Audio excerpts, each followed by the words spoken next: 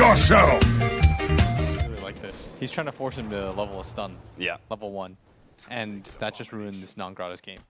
Like, he'll do it to save himself, but bottom lane? They are actually going to be able to pick up the first blood on Whisper. This is... Put him in a position where he can actually, like, pressure. You give him some, like, strength hero and just run at them. Well, Winstrike is just going to keep running at this terrible lane. They will kill this lane repeatedly, and the worst... When I saw their supports and I was like, Grimstroke Darkseer is what I thought the lane was going to be, I was like, that sounds terrible. They're just going to keep doing this. And they're going to keep him at level 1. They're going to stun him up, and he's just going to die again. You can't even really cut the creep wave either. That would be the other play because both kind of farm. Neither one can really threaten the other. Yeah, he's going to go on Kuman. Well, right here, they do have the Invis rune on Jericho, so that will be a surprise kill on Kuman, and that will be the first kill for Anvorgesa. Big win for the Leshrac. On Whisper, he might even get a kill here. Yeah, this is actually pretty good damage. No Fear's in trouble. He's just barely able to get out of range, and there's no surge for another 3 seconds. He's going to try and do the damage off of the Fatal Bonds. The Fatal Bonds is actually going to wear out, so Whisper's unable to get that kill. Unless he goes for the surge, turn around onto No Fear. They're going to fight it out. Whisper barely gets the kill. Boy's a beast. As this lane. They're going to battle out. Once again, they are going to move their Grimstroke down here, but Whisper's in serious trouble. He's going to get the surge off. The Cold Feet doesn't actually proc, and the last hit isn't enough either. And look at that. The Inkswell goes off, stopping the charge for a moment. Oh, the one hit from the tower. Yeah. And if they get an opportune bash. K1, he's very low, and is going to have to try and dip into the trees somehow. I think he knows he can't really survive. So just does as much stroke, just warded. Phantasm gonna go off in the top lane as we gonna try and catch non-Grata here. Will be able to kill him, it looks like. So he should slowly tick out. I mean, he was walking around in Sandstorm, but he was under the tower the entire time. So it didn't exactly have the intended effect. They're actually gonna have the chain stun here. They didn't even need the Cold Feet to proc, honestly. Now they're making the move on a Stinger. They're still charging him out. I thought they were gonna give up on that chase eventually, but Stinger should be dying here as the imprisonment will finish him off. And Lil just gets the regen rune too. Oh, gotta grab it fast though. Chris is here. Charge in 4 seconds time. Chris is just gonna try and run him down here. Does manage to hit the split or stun. That'll be enough. At least he took the regen away. Just get out, it would be fantastic. Non-Grata uses the Burrow Strike to get that extra distance, and the Inkswell goes off. He's not able to get the Sandstorm in time. And even if he did, there was still that. Same time, Radiant takes top.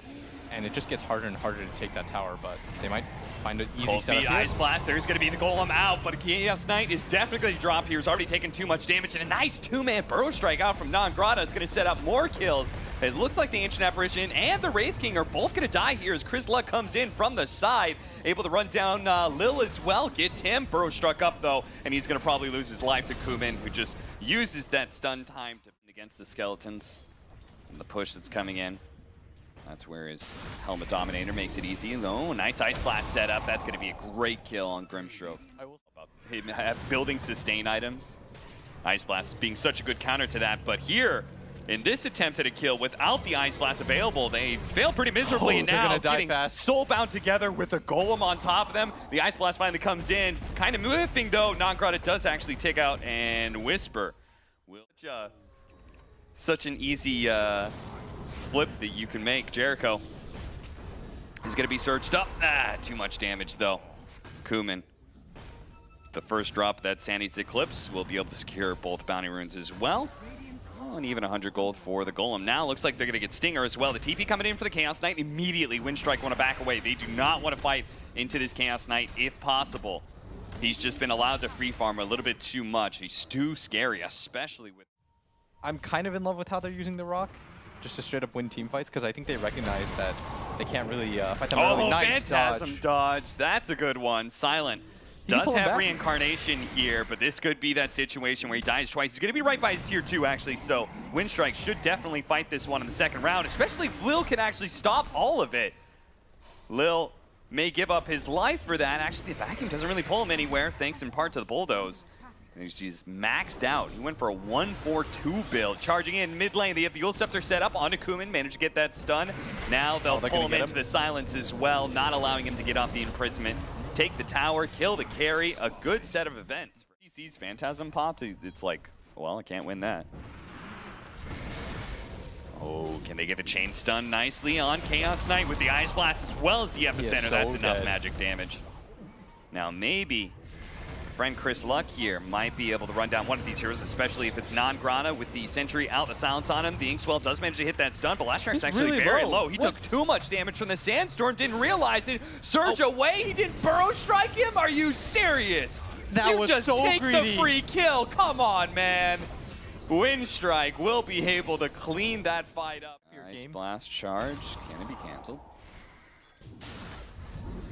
Ice Blast actually hitting the Chaos Knight as it passed on through, but the Phantasm, they trying to pile up with Sanity Eclipse, almost getting him. The Sandstorm doing a lot of damage to Kumin, but do manage to finish off that Warlock. A nice Soulbind catching the charging in Spirit Breaker, who tries to go for his ultimate multiple times, does manage to get it off once, releasing that Sand King tower. So, as we kind of talked about, their inability to take objectives without relying on just a skeleton push is costing them some map control. Bottom lane, they're going to go for the fast kill on Stinger, an easy one. It's a lot committed to be able to get a Warlock. So much work for Lil as he charges through all of them. Now, No Fear actually got a little bit too close, but he wants to fight. They do manage to get the vacuum wall. That's a good combo, but K1's so low, and he doesn't have the Phantasm to be able to disjoint into this damage, and that's where Kumin, he spies it, is able to go for the Chaos Knight, force stabs himself immediately forward to catch +1. Chris Luck, this time, he will get burrow struck by non-Grata. Let's go for one more, shall we? The charge on to Jericho. I don't think it actually was on Jericho, but it was on someone at top. They spotted him at least, and will be able to kill him underneath this tier 2. That fight actually looked like it was going to go fine. Going to start hitting this tier 2. The rest of Winstrike having a smoke up behind him. All of Anvorgesa is on the way, and they've actually found the initiation onto the Grimstroke first. They throw out the golem to be able to stun onto. The Ice Blast is on its way. That's going to wipe out Jericho, but he does manage to get the Soulbind onto 2, where Chris Luck is going to try real hard to finish up these heroes. Fortunately, that is going to wear out eventually. Lil's able to get away. He bounces into Chris Luck, trying to finish him off, but too much magic damage. He tries to run down the Ancient Apparition next, pulling back in non-Grata as well. K1 almost getting him, getting away from the Sandstorm. Couldn't get away from Silent, though, as Silent now stunning up Darkseer as well. That's a wipe. Anvorgesa.